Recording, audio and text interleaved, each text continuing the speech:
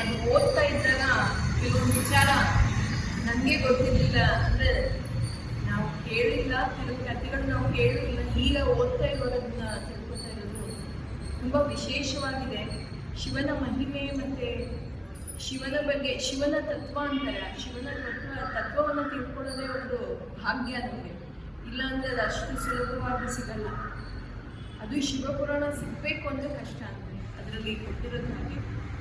ಇದನ್ನು ನಾವು ಹೋದ್ವಾರ ಶುರು ಮಾಡಿದ್ವಿ, ಮತ್ತು ಅದರಲ್ಲಿ ಶಿವಪುರಾಣ ಯಾಕೆ ಕೇಳಬೇಕು, ಅದರ ಮಹಾತ್ಮೆ ಏನು ಅನ್ನೋದು ತಿಳ್ಕೊಂಡ್ವಿ.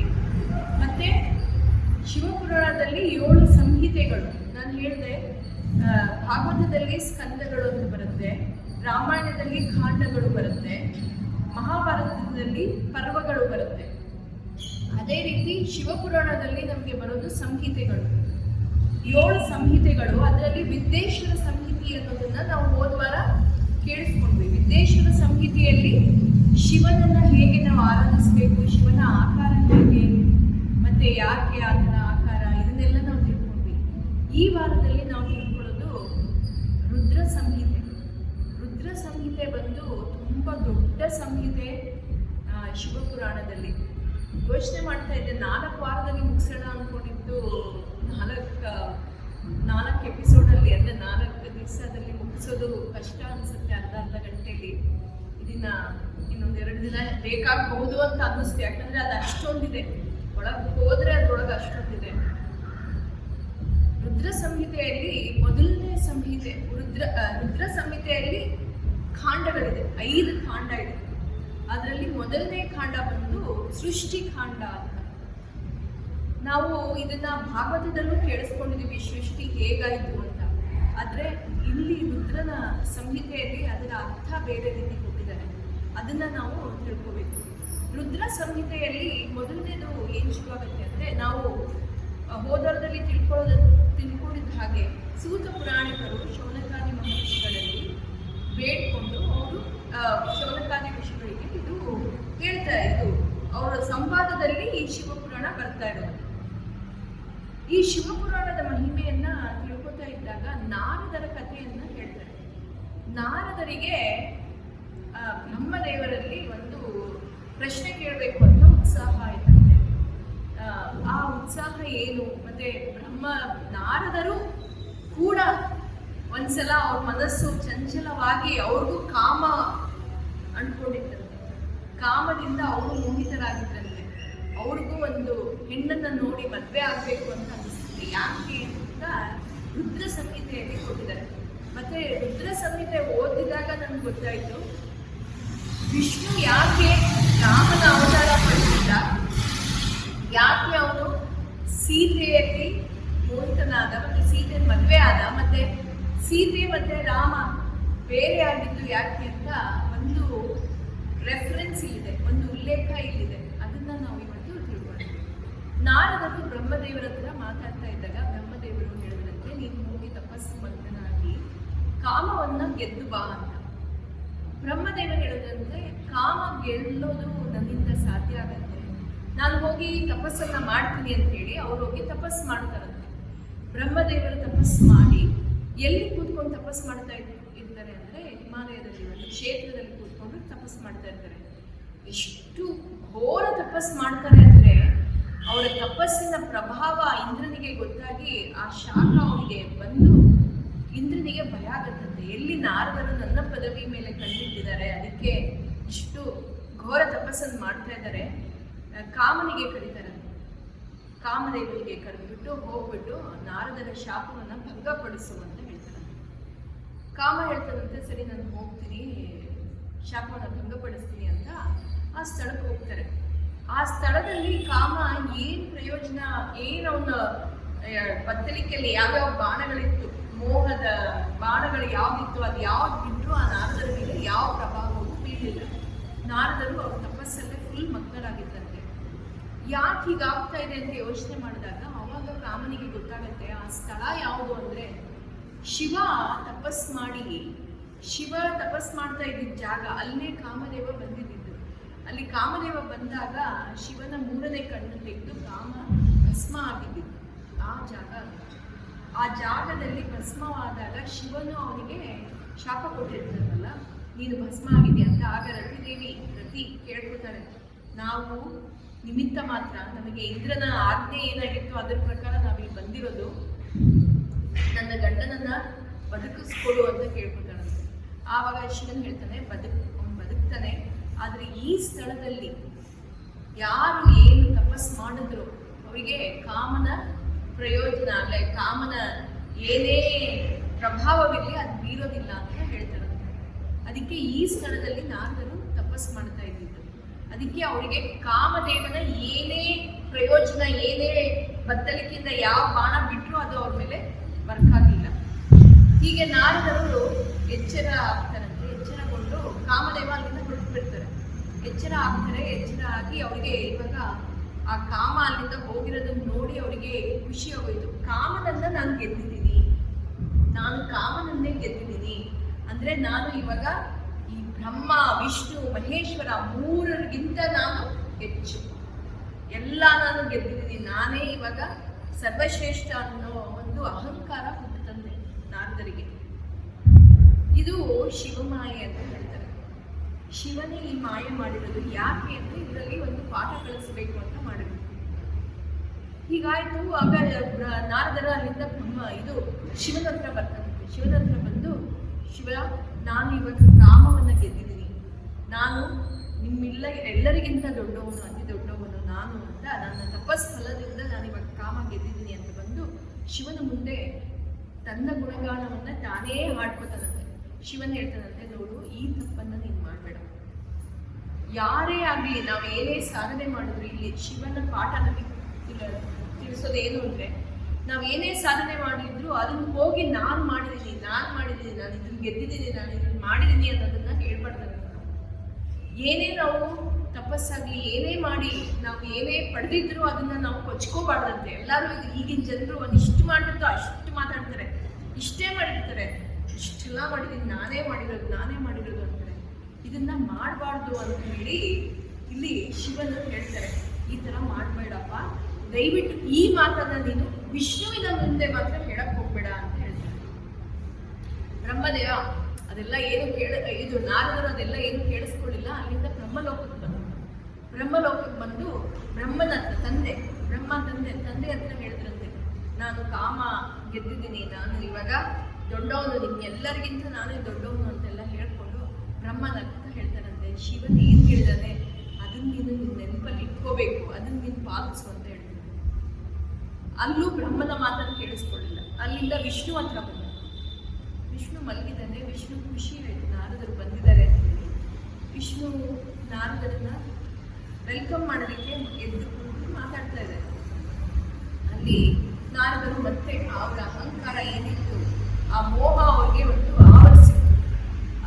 ಅಲ್ಲಿ ಬಂದು, ನಾನಿವಾಗ ಕಾಮ ಗೆದ್ದಿದ್ದೀನಿ, ನಾನು ಎಲ್ಲರಿಗಿಂತ ಶ್ರೇಷ್ಠ ನಾನು ಅಂತೆಲ್ಲ ಹೇಳ್ತಾರೆ. ವಿಷ್ಣು ಹೇಳ್ತಾರಂತೆ, ನಗ್ತಾರಂತೆ ವಿಷ್ಣು. ಹೌದಾ ಅಂತ ಹೇಳಿ, ನೋಡೋಣ ನಿನ್ನ ಕಾಮ ಗೆದ್ದಿರೋದು ಎಷ್ಟು ಮಟ್ಟಿಗೆ, ಶಿವನು ನಿಂಗೆ ಏನೋ ಹೇಳಿದಾನೆ, ಅದನ್ನು ನೀನು ಪಾಲಿಸಿದ್ರೆ ಒಳ್ಳೇದು ಅಂತ ಹೇಳಿ. ಅಲ್ಲೂ ಆ ಮಾತನ್ನು ಕೇಳಿಸ್ಕೊಳ್ಳಲ್ಲ ನಾರದರು. ಹಾಗೆ ಹೊರಗಡೆ ಬಂದ್ಬಿಡ್ತಾರೆ. ಅಲ್ಲಿಂದ ಹೊರಗಡೆ ಬಂದಾಗ ಅವ್ರಿಗೆ ಇವಾಗ ಶಿವಮಾಯ ಅವ್ರ ಅಹಂಕಾರ ಜಾಸ್ತಿನೇ ಇತ್ತು ಅಂತ ಹೇಳಿ ಅವ್ರ ಅಹಂಕಾರ ದಮನ ಮಾಡಬೇಕು ಅಂತ ಇವಾಗ ಒಂದು ಶಿವಮಾಯೆ ರಚಿಸಿತು. ಅಂದ್ರೆ ಶಿವನು ಇವನಿಗೆ ಬುದ್ಧಿ ಕಲಿಸಬೇಕು ಅಂತ ಹೇಳ್ಬಿಟ್ಟು ಒಂದು ನಗರವನ್ನು ಸೃಷ್ಟಿ ಮಾಡಿದ್ರು, ಶಿಲಾನಿಧಿ ಅನ್ನೋ ನಗರ.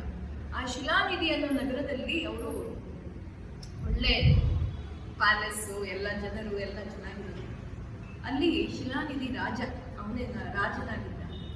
ಅವನ ಮಗಳ ಸ್ವಯಂವರವನ್ನು ರಚಿಸ್ತಾ ಇದ್ದ. ನಾರದರು ಹಾಗೆ ನಡ್ಕೊಂಡು ಬರ್ತಾ ಇರುವಾಗ ಅವರ ತ್ರಿಲೋಕ ಸಂಚಾರಿ ನೋಡ್ತಾ ಇದ್ರು. ಅಲ್ಲಿ ನೋಡಿದ್ರಂತೆ ಶಿಲಾನಿಧಿ. ಅಲ್ಲಿಗೆ ಹೋದ್ರಂತೆ. ಹೋಗಿ ನೋಡ್ತಾರೆ, ಆ ರಾಜನನ್ನ ನೋಡಿ ಮಾತಾಡಿಸ್ತಾರೆ. ರಾಜ ನಾರದರು ಬಂದಿದ್ದಾರೆ ಅಂತ ಹೇಳಿ ರಾಜೋಪಚಾರ ಮಾಡಿ ನಾರದರಿಗೆ ಮಾತಾಡಿ ಹೇಳ್ತಾರಂತೆ, ನೋಡಿ ನನ್ನ ಪುತ್ರಿ ಹೆಸರು ಶ್ರೀಮತಿ, ಇವಳ ಸ್ವಯಂವರವನ್ನು ನಾನು ರಚಿಸ್ತಾ ಇದ್ದೀನಿ, ಇವಳಿಗೆ ಆಶೀರ್ವಾದ ಮಾಡಿ ಅಂತ ಹೇಳ್ಬಿಟ್ಟು ಪುತ್ರಿಯನ್ನ ಕರೆಸ್ತಾರೆ. ನಾರದರು ಆ ಹುಡುಗಿಯನ್ನ, ಶ್ರೀಮತಿಯನ್ನ ಹುಡುಗಿಯನ್ನ ಬರ್ತಾರೆ. ಅಲ್ಲಿ ನೋಡ್ತಾರೆ. ನೋಡಿದ ಕೂಡಲೇ ಅವರ ಮನಸ್ಸು ಚಂಚಲ ಆಗುತ್ತೆ. ಅವಳನ್ನು ನೋಡಿದ ತಕ್ಷಣ ಇಷ್ಟು ಅಪ್ರಮಿತ ಸುಂದರಿ ಇವಳು, ಇವಳನ್ನ ನಾನೇ ಮದುವೆ ಆಗಬೇಕು ಅಂತ ಅವ್ರ ಮನಸ್ಸಿಗೆ ಬರುತ್ತೆ. ನಾನು ಇವಳನ್ನ ಮದುವೆ ಮಾಡ್ಕೋಬೇಕು. ಸರಿ, ರಾಜ ಹೇಳ್ತಾರೆ ಇವಳು ಸ್ವಯಂವರ ರಚಿಸ್ತಾ ಇದ್ವಿ, ನೀವು ಇವಳನ್ನ ಆಶೀರ್ವಾದ ಮಾಡಿ ಅಂತ. ಆದರೆ ಇವರು ನಾರದರು ಅಲ್ಲಿ ಅವ್ರನ್ನ ಮನಸ್ಸಲ್ಲಿ ಇಟ್ಕೊಂಡು, ಸರಿ ಇವಳಿಗೆ ಎಲ್ಲ ಲೋಕದಲ್ಲೂ ಚೆನ್ನಾಗಿರುವಂಥ ಒಂದು ಗಂಡ ಸಿಗ್ತಾನೆ, ಮತ್ತು ಅವನು ತುಂಬ ತಪಸ್ವಿಯಾಗಿರ್ತಾನೆ, ಅವನು ಕಾಮನನ್ನು ಗೆದ್ದಿರುವಂಥವನು ಅಂಥವನು ಇವಳಿಗೆ ಗಂಡನಾಗಿ, ಅಂದರೆ ಅವರನ್ನೇ ಅವರಲ್ಲಿ ವರ್ಣಿಸ್ಕೊತಾ ಇರೋದು ಅಂಥವನು ಇವಳಿಗೆ ಗಂಡನಾಗಿ ಸಿಗ್ತಾನೆ ಅಂತ ಹೇಳ್ತಾರೆ. ಹೇಳ್ಬಿಟ್ಟು ಹೊರಟೋಗ್ತಾರೆ. ಅಲ್ಲಿಂದ ಬಂದಿದ ತಕ್ಷಣ ನಾರದರು, ನಾನು ಇವಾಗ ವಿಷ್ಣು ಹತ್ರ ಹೋಗ್ಬಿಟ್ಟು ವೈಕುಂಠಕ್ಕೆ ಹೋಗ್ಬಿಟ್ಟು ವಿಷ್ಣು ಹತ್ರ ವರ ಪಡ್ಕೋಬೇಕು ಅಂತ ಹೇಳ್ಬಿಟ್ಟು ವಿಷ್ಣು ಹತ್ರ ಹೋಗಿ, ವಿಷ್ಣು ನನಗೆ ನಿನ್ನಂತೆಯೇ ಸೌಂದರ್ಯವನ್ನು ನನಗೆ ಕೊಡು ಅಂತ ಬೇಡ್ಕೊತಾರೆ. ವಿಷ್ಣುಗೆ ಅರ್ಥ ಆಯಿತು ಇಲ್ಲಿ ಶಿವಮಾಯೆ ನಡೀತಾ ಇದೆ ಅಂತ. ಸರಿ ತಥಾಸ್ತು ಅಂತ ಹೇಳ್ತಾರೆ. ನಿನಗೆ ನನ್ನಂತೆಯೇ ಸೌಂದರ್ಯ, ನಮ್ಮ ಅಂಗ ಎಲ್ಲ ನನ್ನಂತೆಯೇ ಇರುತ್ತೆ ಅಂತ ಹೇಳ್ಬಿಟ್ಟು ಕಳಿಸ್ತಾರೆ. ಅಲ್ಲಿ ವಿಷ್ಣುವಿನ ಮಾತು ಕೇಳಿಸ್ಕೊಬೇಕು, ಅಂಗ ಎಲ್ಲ ನನ್ನಂತೆಯೇ ಇರುತ್ತೆ ಅಂತ. ಸರಿ, ಹೊರಗಡೆ ಬಂದಿದ ತಕ್ಷಣ ನಾರದರು ಅವರು ನೋಡ್ಕೊತಾರೆ. ಅವ್ರ ಮೈ ಎಲ್ಲ ವಿಷ್ಣುವಿನ ಮೈಯಂಗೆ ಫುಲ್ ಮೈ ಅಂದರೆ ಮುಖ ಬಿಟ್ಟು ಮೈ ಎಲ್ಲ ವಿಷ್ಣುವಿನ ಅಂಗದ ಆಗತ್ತೆ. ಮುಖ ಮಾತ್ರ ವಾನರ ಅವತಾರ, ವಾನರ ಮುಖ ಮಾತ್ರ ವಾನರ ಮುಖವಾಗತ್ತಂತೆ. ನಾರದರು ಅದನ್ನು ನೋಡ್ಕೊಂಡಿಲ್ಲ. ಅವ್ರಿಗೇನು ಮೈಯೆಲ್ಲ ವಿಷ್ಣುವಿನಂತೆ ಇದೆ, ಮುಖ ಹೇಗಿದೆ ಅದು ಗೊತ್ತಿಲ್ಲ. ಆದರೆ ನಾನು ಇವಾಗ ಚೆನ್ನಾಗಿದ್ದೀನಿ, ನಾನು ಇವಾಗ ಅಪ್ರತಿಮ ಸುಂದರ ಅಂತ ಹೇಳ್ಬಿಟ್ಟು ಅವರು ಆ ಸ್ವಯಂವರಕ್ಕೆ ಹೋಗಿ ಅಲ್ಲಿ ಕೂತ್ಕೋತಾರೆ. ಮತ್ತೆ ಅವ್ರ ಪಕ್ಕ ಇಬ್ರು ಶಿವನ ಪಾರ್ಶ್ವದರು ಬಂದು ಬ್ರಾಹ್ಮಣ ವೇಷದಲ್ಲಿ ಕೂತಿರ್ತಾರೆ. ಅವರು ಅವ್ರ ಪಕ್ಕ ಕೂತಿರ್ತಾರೆ. ನಾರದರಿಗೆ ಇಲ್ಲಿ ಹೆಮ್ಮೆ, ನಾನು ತುಂಬ ಸುಂದರವಾಗಿದ್ದೀನಿ, ಆ ಹುಡುಗಿ ಇವಾಗ ಬರ್ತಾಳೆ, ನನಗೆ ಮದುವೆ ಮಾಡ್ಕೊತಾಳೆ, ನನಗೆ ಹಾರ ಹಾಕ್ತಾಳೆ ಅಂತೆಲ್ಲ. ಅವಳು ಬರ್ತಾಳೆ, ಅವಳ ಸಖಿಯರೊಂದಿಗೆ ಹಾರ ಇಟ್ಕೊಂಡು ಸ್ವರ್ಣ ಮಾಲೆಯನ್ನು ಇಟ್ಕೊಂಡು, ಅಂದರೆ ಚಿನ್ನದ ಮಾಲೆಯನ್ನು ಇಟ್ಕೊಂಡು ಬರ್ತಾಳಂತೆ. ಎಲ್ಲರನ್ನು ನೋಡ್ತಾಳೆ. ನಾರದರು ನನ್ನ ಹತ್ರ ಬರ್ತಾ ಇದ್ದಾಳೆ, ನನ್ನ ನೋಡ್ತಾಳೆ, ನನ್ನ ಮದುವೆ ಆಗ್ತಾಳೆ ಅಂತ. ನಾರದರನ್ನು ನೋಡ್ಬಿಟ್ಟು ಮುಖ ಒಂಥರ ಸಿಂಗಡಿಸ್ಕೊಂಡು ಆ ಕಡೆಯಿಂದ ಹೋಗ್ತಾಳಂತೆ. ನಾರದರಿಗೆ ಒಂಥರ ಬೇಜಾರು, ನನ್ನಂತಹ ಸುಂದರನನ್ನ ನೋಡಿ ಹಾಕ್ಬಿಟ್ಟೋಗಿದ್ದಾಳೆ ಇವಳು, ಯಾಕೆ ಅಂತ ಯೋಚನೆ ಮಾಡ್ತಾರೆ. ಆಗ ವಿಷ್ಣು ಅಲ್ಲಿ ವೇಷಧಾರಿಯಾಗಿ ಅವನಲ್ಲಿ ಬರ್ತಾನಂತೆ. ವಿಷ್ಣುವನ್ನ ಇವಳು ವರಿಸ್ತಾನಂತೆ. ಅದೇ ಸ್ವಯಂವರಕ್ಕೆ ವಿಷ್ಣು ಬಂದು ವಿಷ್ಣುವನ್ನು ವರಿಸಿ, ಇದೆಲ್ಲ ಮಾಯೆ, ಶಿವನ ಮಾಯೆ ಇದು ರಚಿಸಿರೋದು. ಅವಳು ಬಂದ್ಬಿಡ್ತಾಳೆ. ಬ್ರಾಹ್ಮಣ ಕುಮಾರರು ಶಿವಪಾರ್ಶ್ವದರರು ಪಕ್ಕದಲ್ಲಿ ಕೂತಿದ್ರಲ್ಲ ನಾರದರ ಪಕ್ಕ, ನೀನು ಯಾಕೆ ಸ್ವಯಂವರಕ್ಕೆ ಬಂದೆ? ನಿನ್ನ ಮುಖ ಯಾವಾಗಾದ್ರೂ ನಿನ್ನ ಕನ್ನಡಿಯಲ್ಲಿ ನೋಡ್ಕೊಂಡಿದ್ಯಾ? ನಿನ್ನ ಈ ವಾನರ ಮುಖವನ್ನ ಯಾವ ಹೆಣ್ಣು ತಾನೇ ಮೆಚ್ಕೋತಾರೆ? ನೀನು ಹೇಗೆ ಬಂದಿದ್ಯಾ ಇಲ್ಲಿಗೆ ಅಂತ ಹೇಳಿ ನಾರದರಿಗೆ ಸಿಟ್ಟು ಬಂತಂತೆ. ನಾನು ಇಷ್ಟು ಸುಂದರವಾಗಿದ್ದೀನಿ, ನನ್ನ ಬಗ್ಗೆ ಈ ರೀತಿ ಮಾತಾಡ್ತಾ ಇದ್ದೀರಾ? ನೀವು ಬ್ರಾಹ್ಮಣ ಕುಮಾರರಾಗಿ ಈ ತರ ಮಾತಾಡೋದು ಸರಿಯಲ್ಲ ಅಂತ ಹೇಳಿ ನೀವು ರಾಕ್ಷಸರಾಗಿ ಅಂತ ಶಾಪ ಕೊಡ್ತಾರೆ. ಶಾಪ ಕೊಟ್ಟು ಕಳಿಸ್ಬಿಡ್ತಾರೆ. ಇವರು ನಾರದರಿಗೆ ಏನಾಗಿದೆ ಗೊತ್ತಾಗ್ತಾ ಇಲ್ಲ. ನಾರದರು ಸಿಟ್ಟಿನಿಂದ ಹೋಗಿ ಅಲ್ಲಿ ಕನ್ನಡಿ ಇರೋದ್ರಿಂದ ಕನ್ನಡಿಯಲ್ಲಿ ಅವ್ರ ಮುಖ ನೋಡ್ಕೊತಾರೆ. ಆವಾಗ ಗೊತ್ತಾಗುತ್ತೆ ಅವ್ರಿಗೆ ಮಾನವ ಮುಖ. ದೇಹ ಎಲ್ಲ ಸುಂದರವಾಗಿದೆ, ಮೈ ಎಲ್ಲ ಸುಂದರವಾಗಿದೆ, ಆದರೆ ಮುಖ ಮಾತ್ರ ಮಾನವ ಮುಖ. ಇದು ಗೊತ್ತಾಗಿ ಅವ್ರಿಗೆ ಸಿಟ್ಟು ಬಂದು, ಈ ವಿಷ್ಣು ಎಷ್ಟು ಮೋಸಗಾರನಿದ್ದಾನೆ, ಇವನು ಕಪಟದಾರಿ, ಇವನು ಆಗಲೂ ಸಮುದ್ರ ಮಂಥನದಲ್ಲೂ ಅವನು ಇದೇ ಮೋಸ ಮಾಡಿದ್ದಾರೆ. ದೇವತೆಗಳಿಗೆ ಅಮೃತ ಕೊಟ್ಟರು, ರಾಕ್ಷಸರಿಗೆ ಸೋಮಪಾನ ಕೊಟ್ಟರು, ಇದೇ ಇವ್ನು ಮಾಡಿರೋದು ಮೋಸ, ಇವನಿಗೆ ನಾನು ಬಿಡಬಾರ್ದು ಅಂತ ಹೇಳ್ಬಿಟ್ಟು ವೈಕುಂಠಕ್ಕೆ ಹೋಗಿ ವಿಷ್ಣುವಿಗೆ ಶಾಪ ಕೊಡ್ತಾರೆ. ನಾರದರ ಬಂದು, ನೀನು ಇಂಥ ಮೋಸಗಾರ ಅಂತ ನನಗೆ ಗೊತ್ತಿಲ್ಲ, ನೀನು ನನಗೆ ಇಷ್ಟು ಮೋಸ ಮಾಡ್ತೀಯ ಅಂತ ನನಗೆ ಗೊತ್ತಿಲ್ಲ, ನಾನು ನಿನ್ನ ಭಕ್ತ, ನನಗೆ ಈ ಥರ ನೀನು ಮೋಸ ಮಾಡಿದೀಯ ಅಂತ ಹೇಳಿ, ನಾನು ಹೇಗೆ ಒಂದು ಹೆಣ್ಣನ ಕಾಮನೆಯಿಂದ ನಾನು ಹೇಗೆ ಬಾಧಿಸ್ತಾ ಇದ್ದೀನಿ, ಅವಳು ನನಗೆ ಸಿಕ್ಕಿಲ್ಲ ಅಂತ ಹೇಗೆ ಬಾಧಿಸ್ತಾ ಇದ್ದೀನಿ, ಅವಳು ನನ್ನ ಬಿಟ್ಟು ಹೋದ್ಲು ಅಂತ ಹೇಗೆ ಬಾಧಿಸ್ತಾ ಇದ್ದೀನಿ, ಅದೇ ರೀತಿ ನೀನು ಬಾಧಿಸ್ಬೇಕು, ಅದೇ ರೀತಿ ನೀನು ಬಾಧಿಸ್ತೀಯ. ಮತ್ತೆ ನನಗೆ ಯಾವ ಮುಖವಿದೆ, ಇದೇ ಮುಖ ಬಂದು ನಿನಗೆ ಸಹಾಯ ಮಾಡಬೇಕಾ ಆ ಟೈಮಲ್ಲಿ ಅಂತ ಹೇಳ್ತಾರೆ. ಇಲ್ಲೇ ಮೂಲ ಕಾರಣ ರಾಮಾಯಣ ಹುಟ್ಟೋದಕ್ಕೆ. ರಾಮಾಯಣ ಹುಟ್ಟಿರೋದು ಇದು ಕಾರಣ ಅಂತ ಹೇಳ್ತಾರೆ. ಯಾಕಂದ್ರೆ ರಾಮ ಸೀತೆ ವಿಯೋಗವನ್ನ ಅವನು ಹಿ ಹ್ಯಾಸ್ ಟು ಸಫರ್, ಅವನು ಅದನ್ನ ಅನುಭವಿಸ್ಬೇಕು. ಮತ್ತೆ ಅವನನ್ನ ಹೆಲ್ಪ್ ಮಾಡೋದಕ್ಕೆ ವಾನರ ಅವತಾರಿ ಹನುಮಂತ ಬರಬೇಕು ಅಂತ ಇಲ್ಲಿ ಈ ಸಂಕಲ್ಪದಿಂದ ನಡೆದಿರೋದು, ಈ ಮಾಯೆಯಲ್ಲಿ ಇದು ನಡೆದಿರೋದು. ಅದಕ್ಕೆ ಮುಂದೆ ವಿಷ್ಣು ರಾಮನ ಅವತಾರ ಪಡ್ಕೊಂಡು ಸೀತೆಯನ್ನು ಪಡ್ಕೊಳ್ಳೋದು, ಮತ್ತೆ ಹನುಮಂತ ಬಂದು ಅವರನ್ನ ಸೇರಿಸೋದು ಅಂತ ಇಲ್ಲಿ ಬರುತ್ತೆ. ನಾರದರು ಶಾಪ ಎಲ್ಲ ಕೊಟ್ಟಾಗಿದ್ದಾರೆ, ಎಲ್ಲ ಆಯಿತು. ಇವಾಗ ಅವರ ಆ ಮಾಯೆ ಏನು ಛಾವಿತ್ತು, ಅವ್ರಿಗೆ ಏನು ಛಾಯೆ ಆಗಿತ್ತು ಅವ್ರ ಮೇಲೆ, ಮನಸ್ಸಿನ ಮೇಲೆ, ಆ ಮಾಯೆ ಈಗ ಹೋಗುತ್ತೆ. ಹೋಗಿದ ತಕ್ಷಣ ಮತ್ತೆ ಅವರ ಸದ್ಗುಣ ಏನಿತ್ತು ಆ ಸದ್ಗುಣ ಬಂದಿತ್ತು. ಬಂದಿದ ತಕ್ಷಣ ಅವ್ರಿಗೆ ಆವಾಗ ನೆನಪಾಯ್ತಂತೆ, ಅಯ್ಯೋ ನಾನು ಎಂಥ ಘೋರ ಕಾರ್ಯ ಮಾಡಿದ್ದೀನಿ, ನಾನು ಎಂಥ ತಪ್ಪು ಮಾಡಿದ್ದೀನಿ, ನನ್ನ ತಪ್ಪಿಗೆ, ನನ್ನ ಈ ಪಾಪಕ್ಕೆ ಪ್ರಾಯಶ್ಚಿತ್ತವೇ ಇಲ್ಲ ಅಂತ ವಿಷ್ಣುವಿನ ಹತ್ರ ಬೇಡ್ಕೋತಾನಂತೆ. ವಿಷ್ಣು, ನನಗೆ ಆ ಶಿವಮಾಯೆ ಆವರಿಸಿತ್ತು, ನನ್ನ ಅಹಂಕಾರ, ನಿಮ್ಮ ವಿಷ್ಣು ಬ್ರಹ್ಮ ಮಹೇಶ್ವರರಿಂದ ನಾನೇ ಅತಿ ದೊಡ್ಡವನು ಅನ್ನೋ ಮಾಯೆ ನನಗೆ ಚಾವಿತ್ತು, ಅದರಿಂದ ನಾನು ಈ ತಪ್ಪು ಮಾಡಿದ್ನಿ. ನನಗೆ ಕಾಮ ಕೂಡ ಹೆಚ್ಚಾಯಿತು, ಅದು ನನ್ನಲ್ಲಿ ಯಾವತ್ತೂ ಆವರಿಸದೆ ಇರುವಂಥದ್ದು ಕಾಮ, ಅದು ಬಂದಿದೆ. ಅಯ್ಯೋ, ಇಂಥ ತಪ್ಪು ನಾನು ಮಾಡಿದ್ನಿ, ಆ ಶಿವಮಾಯೆ ಛಾಯೆ, ಶಿವಮಾಯೆ ಏನು ನನ್ನ ಮೇಲೆ ಆಗಿತ್ತು ಅದರಿಂದ ಮಾಡಿದ್ದೀನಿ, ದಯವಿಟ್ಟು ನನಗೆ ಕ್ಷಮಿಸಬೇಕು. ಈ ಪಾಪದಿಂದ ನನಗೆ ವಿಮೋಚನೆ ಏನು, ನಾನು ನರಕದಲ್ಲಿ ಯಾತನೆ ಪಡಬೇಕಾ ಅಂತ ಕೇಳ್ಕೊತಾರೆ. ಆಗ ವಿಷ್ಣು ನಕ್ಕೆ ಹೇಳ್ತಾರಂತೆ, ನೋಡು, ನನ್ನ ಅಪ್ರತಿಮ ಭಕ್ತರಲ್ಲಿ ನೀನು ಮೊದಲನೇದವರು, ನಿನಗಂತೂ ನಾನು ಆ ರೀತಿ ನಿನಗೆ ಯಾವತ್ತೂ ನರಕದಲ್ಲಿ ಯಾತನೆ ಪಡುವಂಥದ್ದು ಬರೋದೇ ಇಲ್ಲ, ಆ ಥರ ಪ್ರಸಂಗ ನಿಮಗೆ ಬರೋದಿಲ್ಲ, ನೀನು ಆ ಥರ ಯೋಚನೆ ಮಾಡಬೇಡ. ಆದರೆ ಈಗ ನೀನು ಮಾಡಿರೋ ಪಾಪಕ್ಕೆ ನಿನಗೆ ಪ್ರಾಯಶ್ಚಿತ್ತವೇನು ಅಂದರೆ, ಶಿವನು ನಿನಗೆ ಬುದ್ಧಿ ಹೇಳಿಲ್ಲ, ಆದರೂ ನೀನು ಆ ಮಾತನ್ನು ಕೇಳಿಸ್ಕೊಳ್ಳಿಲ್ಲ. ಶಿವನ ಲೀಲೆಯನ್ನು ತಿಳ್ಕೊ, ಶಿವನ ತತ್ವವನ್ನು ತಿಳ್ಕೊ ಅಂತ, ಶಿವನ ಯಾವ ಯಾವ ಸ್ಥಳಗಳಿದೆ ಅವನ ಸ್ಥಳಗಳನ್ನೆಲ್ಲ ನೀನು ಭೇಟಿಯಾಗು ಅಂತ ಹೇಳಿ ಶಿವನ ಬಗ್ಗೆ ತಿಳ್ಕೊ. ಯಾಕಂದರೆ ನಾನು ಶಿವ ಬೇರೆ ಅಲ್ಲ, ವಿಷ್ಣುಶ್ಚ ಹೃದಯಂ ಶಿವಂ ಶಿವಶ್ಚ ಹೃದಯಂ ವಿಷ್ಣು ಅಂತ ಹೇಳ್ತಾರೆ. ಇಬ್ಬರು ಒಬ್ರನ್ನೊಬ್ರು ಬಿಟ್ಟು, ಅವರು ಹೇಗೆ ಅಂದರೆ ತಂದೆ ತಾಯಿ, ತಂದೆ ಮಗ ಒಬ್ಬನೇ ಅಂತೀವಿ, ಆದರೆ ಅವರಿಬ್ರು ಬೇರೆನೆ, ಅವರಿಬ್ರು ಒಂದೇ ಅಂತಲೂ ಹೇಳ್ತೀವಿ. ಅದೇ ರೀತಿ ಬ್ರಹ್ಮ ವಿಷ್ಣು ಮಹೇಶ್ವರರು ಒಬ್ಬರೇ, ಆದರೆ ಅವರು ಬೇರೆಯವರು. ನಿಮ್ಗೆ ಅರ್ಥ ಆಗ್ತಾ ಇದೆ ಅನಿಸ್ತದೆ. ಒಬ್ರನ್ನ ಅವರಿಬ್ರು ಒಂದೇ ಥರ ಬಿಡಿ, ಅವರಿಬ್ರು ಒಂದೇ ಥರ, ಆದರೆ ಇಬ್ರು ಬೇರೆಯವರೇ, ಆದರೆ ಇಬ್ರು ಮಾತಾಡೋದು ಒಂದೇ, ಯೋಚನೆ ಎಲ್ಲ ಒಂದೇ. ಅದೇ ರೀತಿ ಬ್ರಹ್ಮ ವಿಷ್ಣು ಮಹೇಶ್ವರರು ಮೂರೂ ಜನ ಒಂದೇ ರೀತಿ ಯೋಚನೆ ಮಾಡೋದು, ಒಂದೇ ಲೋಕಪಾಲಕರು, ಲೋಕ ಕಲ್ಯಾಣಕ್ಕಾಗಿ ಅವರಿರೋದು, ಲೋಕ ಲಯ ಮಾಡೋದಕ್ಕೆ ಶಿವನಿರೋದು. ಒಬ್ರೊಬ್ರಿಗೆ ಒಂದು ಕಾರ್ಯ ಕೊಟ್ಟಿದ್ದಾರೆ, ಆದರೆ ಮೂರೂ ಜನರ ಉದ್ದೇಶ ಒಂದೇ, ಲೋಕ ಕಲ್ಯಾಣನೇ ಅವರ ಉದ್ದೇಶ. ಇದನ್ನ ಅಲ್ಲಿ ವಿಷ್ಣು ಹೇಳ್ತಾರಂತೆ ನಾರದರಿಗೆ. ಆಗ ನಾರದರಿಗೆ ಶಿವನ ಬಗ್ಗೆ ತಿಳ್ಕೋಬೇಕು ಅಂತ ಹೇಳಿ ಶಿವನ ಲೀಲೆಯನ್ನ ಮಾಡೋದು, ಶಿವನ ಬಗ್ಗೆ ತಿಳ್ಕೊಳ್ಳೋದು, ಶಿವ ತತ್ವವನ್ನು ತಿಳ್ಕೊಳ್ಳೋದಕ್ಕೆ ಬ್ರಹ್ಮನ ಹತ್ರ ಬರ್ತಾರೆ. ಬ್ರಹ್ಮನ ಹತ್ರ ಬಂದು ಶಿವತತ್ವವನ್ನು ಕೇಳು ಅಂತ ಹೇಳಿ ಶಿವತತ್ವವನ್ನ ಬ್ರಹ್ಮನ ಹತ್ರ ಕೇಳ್ತಾರೆ.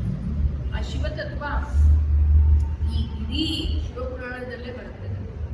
ಶಿವತತ್ವ, ಶಿವನ ಮಹಿಮೆ ಏನು, ಶಿವನು ಯಾಕೆ ಇಂಪಾರ್ಟೆಂಟ್ ಅಂತ ಬ್ರಹ್ಮ ಅಲ್ಲಿ ಹೇಳ್ತಾರೆ. ಇದನ್ನೆಲ್ಲ ಕೇಳಿ ಅಲ್ಲಿಂದ ಕೆಳಗಡೆ ಶಿವ ಕುಡಿಗಳು ಯಾವ್ಯಾವುದಿದೆ, ಶಿವನ ನಗರಗಳು ಯಾವ್ಯಾವಿದೆ, ಶಿವನ ಲಿಂಗಗಳು ಎಲ್ಲ ಸ್ಥಾಪನೆ ಆಗಿದೆ, ಅದೆಲ್ಲವನ್ನ ನೋಡ್ಕೊಂಡು ಬರ್ತಾರಂತೆ. ಹಾಗೆ ಬರ್ತಾ ಇರುವಾಗ ಅಲ್ಲಿ ಆ ಶಿವನ ಪಾರ್ಶ್ವದರರ ಅವತಾರದಲ್ಲಿ ಇಬ್ರು ಬ್ರಾಹ್ಮಣರಿದ್ರಲ್ಲ, ಅವ್ರಿಗೆ ಶಾಪ ಕೊಟ್ಟಿದ್ದಾರಲ್ಲ, ಆ ರಾಕ್ಷಸರು ಅಲ್ಲಿ ಕಾಣಿಸ್ತಾರಂತೆ.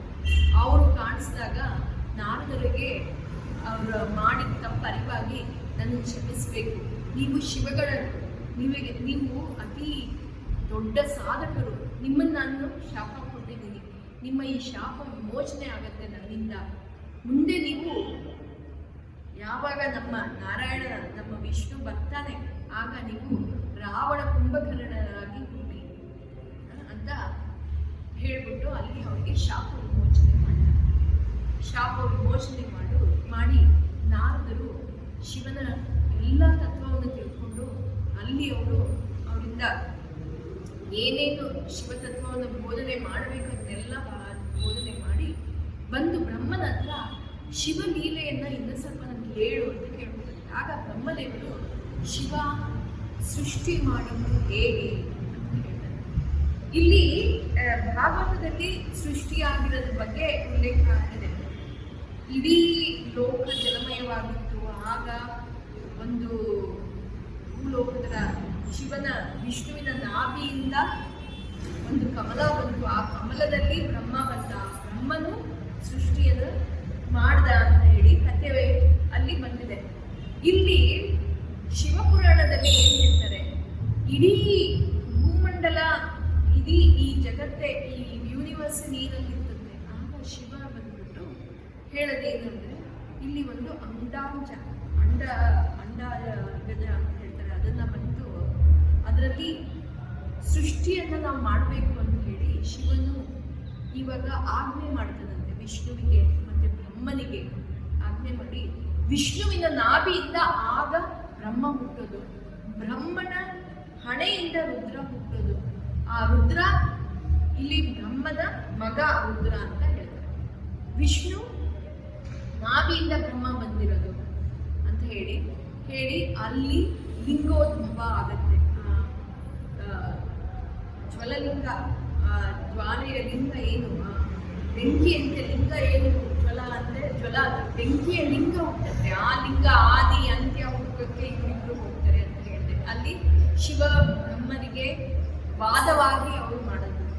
ಹೀಗೇನೆ ಇಲ್ಲಿ ಎಲ್ಲ ಸೃಷ್ಟಿ ಮಾಡೋ ಕಾರ್ಯವನ್ನ ಶಿವಮಾಯೆಯಿಂದ ಶುರುವಾಯಿತು ಅಂತ ಹೇಳ್ತಾರೆ. ಶಿವನು ಈ ಆಜ್ಞೆ ಕೊಟ್ಟಿದ್ದು ಎಲ್ಲರಿಗೂ ಅಂತ ಹೇಳಿ.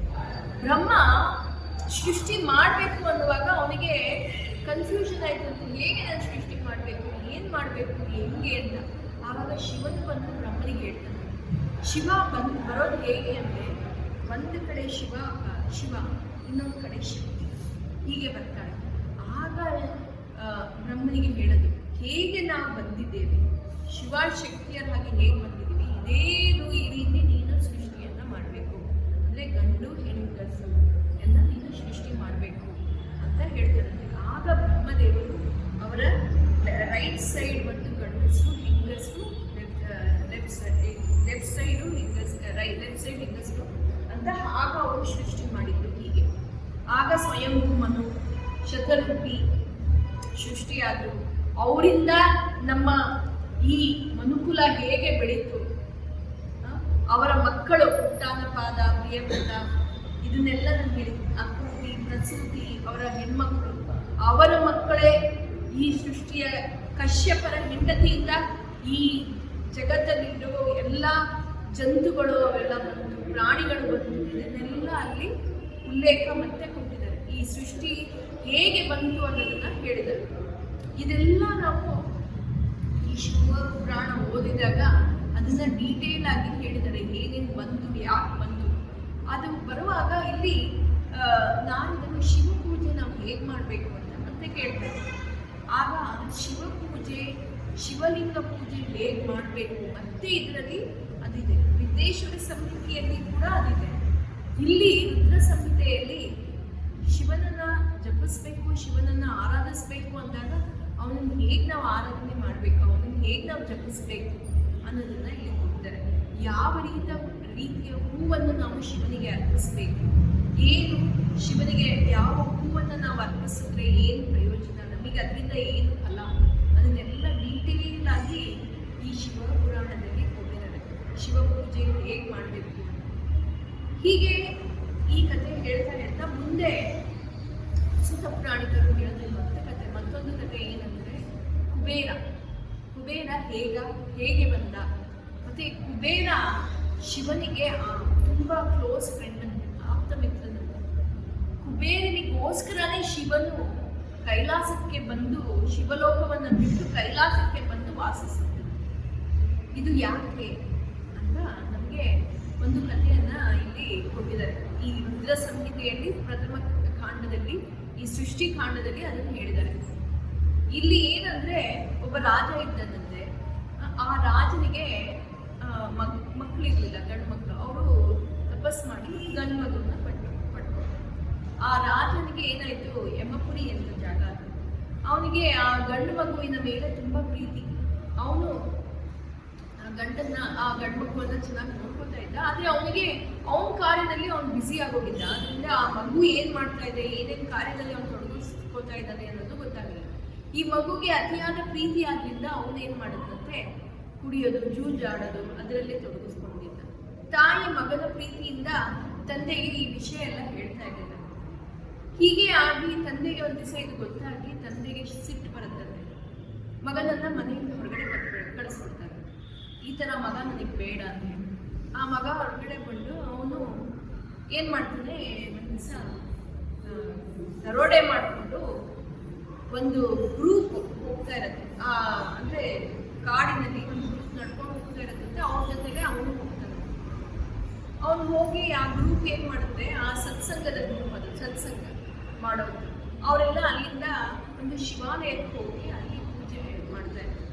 ಇವನು ದರೋಡೆ ಮಾಡೋದಿಕ್ಕೂ ಅಲ್ಲಿ ಏನೂ ಇರಲಿಲ್ಲ ಅವ್ರ ಹತ್ರ. ಆದ್ರೆ ಹಸುವಾಗಿತ್ತು, ಅವನಿಗೆ ತುಂಬಾ ಹಸುವಾಗಿತ್ತು. ಇವ್ರು ಹೇಗಿದ್ರು ಪೂಜೆ ಮಾಡ್ತಾ ಇದ್ದಾರೆ. ಪೂಜೆ ಮಾಡಿದ್ಮೇಲೆ ಹೇಗಿದ್ರು ಆಹಾರ ಏನಾದ್ರೂ ನಂಗೆ ಸಿಗುತ್ತೆ, ಪ್ರಸಾದ ಸಿಗುತ್ತೆ ಅಂತ ಹೇಳಿ ಅವನು ಅಲ್ಲೇ ಶಿವಾಲಯಕ್ಕೆ ಹೋದಂತೆ. ಇವರೆಲ್ಲ ಪೂಜೆ ಮಾಡ್ತಾ ಇರೋದನ್ನ ನೋಡ್ತಾ ಕೂತಿದ್ದಂತೆ. ಶಿವಪೂಜೆಯನ್ನ ನೋಡಿದನು. ಶಿವಪೂಜೆಯನ್ನ ನೋಡಿ ಆಮೇಲೆ ಅವನಿಗೆ ಊಟ ಸಿಗ್ಬೇಕು ಅಂದಾಗ ಇವರೆಲ್ಲ ನೈವೇದ್ಯ ಮಾಡಿ ಎಲ್ಲರೂ ಮಲ್ಕೊಂಡಿದ್ದಾರೆ.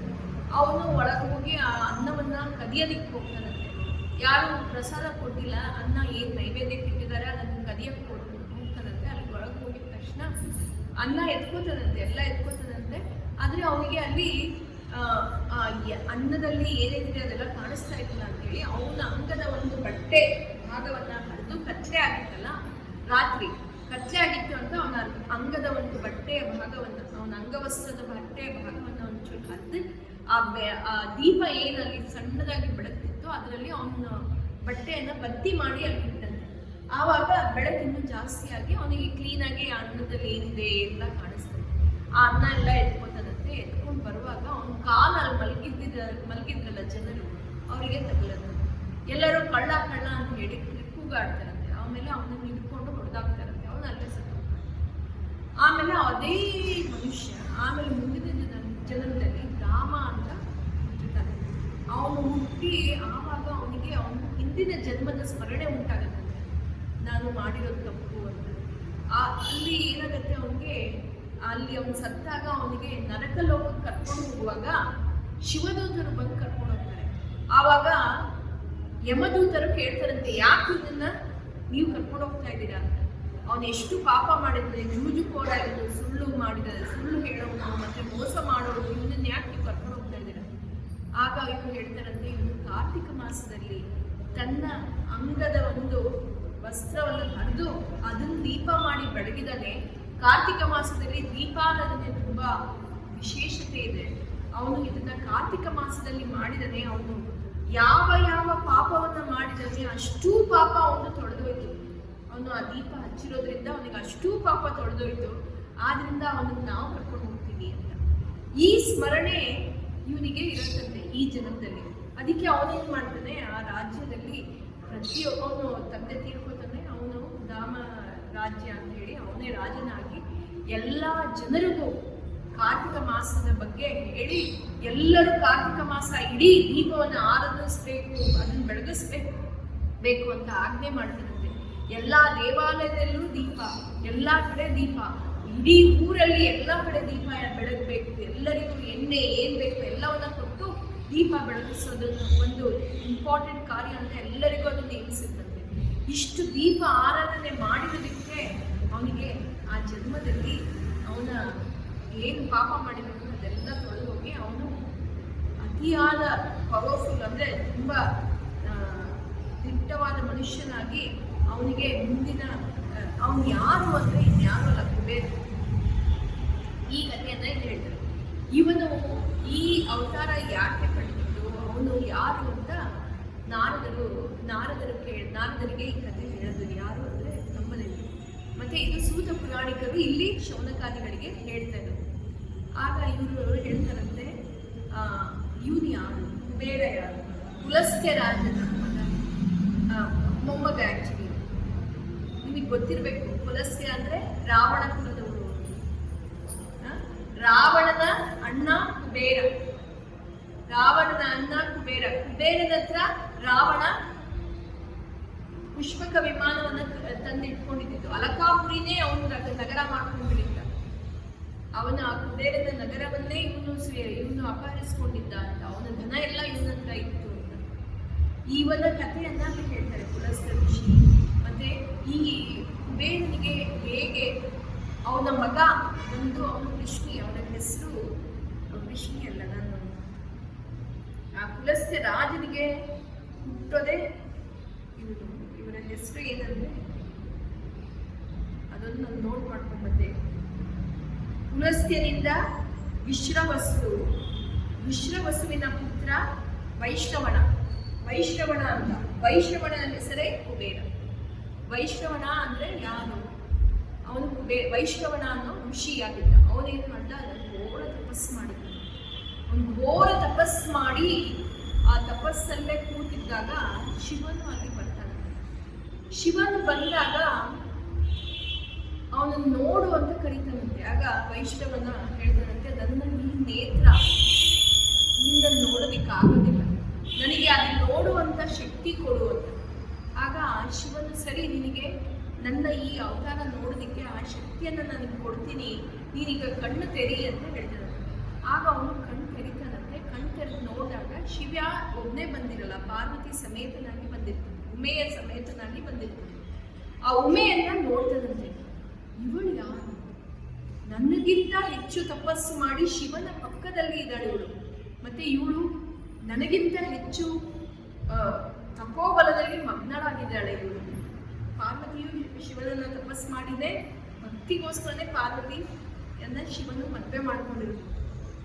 ಇದು ಗೊತ್ತಾಗತ್ತಂತೆ. ಅವಳನ್ನ ದಿಟ್ಟಿಸಿ ನೋಡ್ತಾ ಇರ್ತಾನಂತೆ. ದಿಟ್ಟಿಸಿ ನೋಡಿದಾಗ ಅವನು ಎಡಗನ್ನು ಹರಿದೋಗುತ್ತಂತೆ. ಅದಕ್ಕೆ ಅವನಿಗೆ ಹೆಸರು ಕುಬೇರ. ಒಂದೇ ಕಣ್ಣಿರೋದಂತೆ. ಕುಬೇರನಿಗೆ ಒಂದೇ ಕಣ್ಣಿರೋದು. ಇಲ್ಲಿ ಕೊಟ್ಟಿರೋದು ಹಾಗೆ. ಕುಬೇರ ರಾಕ್ಷಸ ಅಲ್ಲ, ಋಷಿ. ಅದೇ ಕುಲದಲ್ಲಿ ಹುಟ್ಟಿರೋದು, ಆದ್ರೆ ಅವನು ರಾಕ್ಷಸ ಅಲ್ಲ, ಕುಬೇರ. ಆಗ ಪಾರ್ವತಿಗೆ ಸಿಟ್ಟು ಬರುತ್ತಂತೆ, ಉಮೇದೇವಿಗೆ ಸಿಟ್ಟು ಬಂದು ಶಿವನಿಗೆ ಹೇಳ್ತಾನಂತೆ, ಇನ್ಯಾಕೆ ನಾನು ದಿಟ್ಟಿಸಿ ನೋಡ್ತಾ ಇದ್ದಾನೆ ಅಂತ. ಆಗ ಶಿವನು ನಕ್ಕಿ ಹೇಳ್ತಾನಂತೆ, ಉಮೆ, ಅವನು ನಿನ್ನನ್ನ ಕಾಮದೃಷ್ಟಿಯಿಂದ ನೋಡ್ತಾ ಇಲ್ಲ, ನಿನ್ನನ್ನ ಒಂದು ಕಾಂಪಿಟೇಟರ್, ನಿನ್ನನ್ನ ನೀನು ಅವನಿಗಿಂತ ಹೆಚ್ಚು ತಪಸ್ಸು ಮಾಡಿದೀಯ ಅಂತ ಅವನು ನಿನ್ನ ನೋಡ್ತಾ ಇದ್ದಾನೆ. ಅವನೇ ನಿನ್ನಿಂದ ಉಗ್ರ ಸ್ಥಾನವನ್ನು ಪಡಿಬೇಕು ಅಂತ ಅವನ ಮನಸ್ಸಲ್ಲಿ ಇದ್ದಿದ್ದು. ಅವನು ನಿನ್ನ ಆ ರೀತಿ ನೋಡ್ತಾ ಇದ್ದಾನೆ, ಇನ್ನೇನು ಬೇರೆ ಉದ್ದೇಶದಿಂದ ನೋಡ್ತಾ ಇಲ್ಲ ಅಂತ ಹೇಳ್ತಾನೆ. ನೀನು ಅವನಿಗೆ ತಾಯಾಗಬೇಕು ಅಂತ ಹೇಳ್ತಾನೆ. ಆಮೇಲೆ ಶಿವನು ಆಗ ವೈಷ್ಣವನಲ್ಲಿ ಹೇಳ್ತಾನಂತೆ, ನಿನ್ನ ತಾಯಿ ಇವಳು, ನೀನು ಅವಳನ್ನ ಆ ರೀತಿ ನೋಡ್ಬೇಡ, ಇವಳು ನಿನ್ನ ರಕ್ಷಣೆ ಮಾಡ್ತಾಳೆ ಅಂತ ಹೇಳ್ತಾನೆ. ಆಗ ಕುಬೇರನಿಗೆ ಇದು ಅರಿವಾಗಿ ಅವಳನ್ನು ನಮಸ್ಕಾರ ಮಾಡ್ತಾನೆ.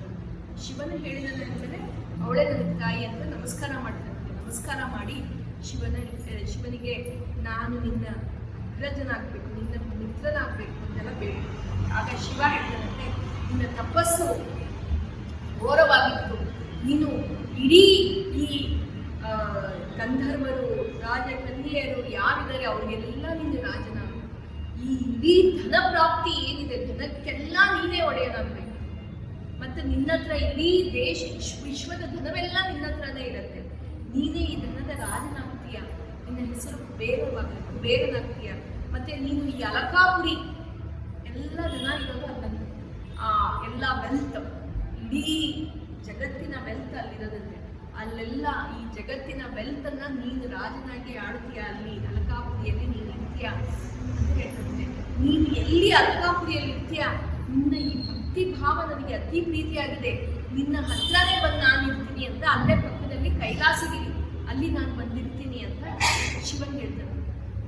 ಆವಾಗ ವಿಶ್ವಕರ್ಮನನ್ನ ಕರೆದು, ನಾನು ಈ ಕೈಲಾಸದಲ್ಲಿ ವಾಸ ಮಾಡ್ತೀನಿ, ನನಗೆ ಇಲ್ಲಿ ನೀನು ಏನೇನು ಬೇಕೋ ಅದೆಲ್ಲ ವ್ಯವಸ್ಥೆ ಮಾಡು ಅಂತ ಹೇಳ್ತಾನೆ.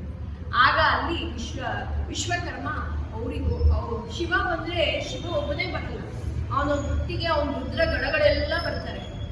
ಅವ್ರಿಗೆಲ್ಲ ಒಂದೊಂದು ಮನೆ ಏನೇನು ಬೇಕೋ ಅದೆಲ್ಲ ಸೃಷ್ಟಿ ಮಾಡಿದಾರಂತೆ. ಕೈಲಾಸ ಪರ್ವತದಲ್ಲಿ ಅದಿಯಂತೆ ಅಂತ ಹೇಳಿ ಎಲ್ಲ ಸೃಷ್ಟಿ ಮಾಡಿ ರೆಡಿ ಮಾಡ್ತಾರಂತೆ. ಆಗ ಶಿವನು ಪಾರ್ವತಿಯೊಂದಿಗೆ ಅಲ್ಲಿಗೆ ಬಂದು ಅಲ್ಲಿ ವಾಸ ಮಾಡ್ತಾನೆ ಅಂತ ಹೇಳಿದರು. ಮತ್ತೆ ಕುಬೇರ ಇಲ್ಲಿ ಬಂದು ಅಲಕಾಪುರಿಯಲ್ಲಿ ಪಕ್ಕದಲ್ಲೇ ಕುಬೇರ ಅಲ್ಲಿದೆ. ಯಾಕಂದ್ರೆ ಕುಬೇರನಿಗೆ ಮಿತ್ರತ್ವ ಹೆಚ್ಚು ಶಿವನೊಂದಿಗೆ, ಅದಕ್ಕೆ ಕುಬೇರಾಗಿ. ಹೀಗೆ ನಾರದರಿಗೆ ಮತ್ತೆ ಏನು ಬೇಕಾಗಿತ್ತು ಅಂದರೆ ಸತಿ ಮತ್ತು ಶಿವ ಸತಿಯನ್ನು ಹೇಗೆ ಬರೆಸ್ಕೊಂಡ, ಏನಾಯಿತು ಆ ಕಥೆಯನ್ನು ನನಗೆ ಹೇಳು ಅಂತ ಹೇಳ್ತಾರೆ.